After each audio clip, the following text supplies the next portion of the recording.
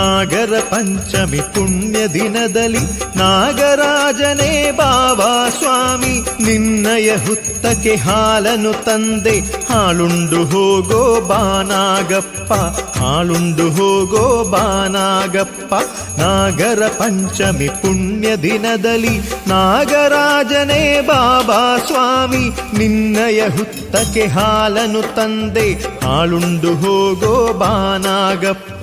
ಹಾಳುಂಡು ಹೋಗೋ ಬಾನಾಗಪ್ಪ.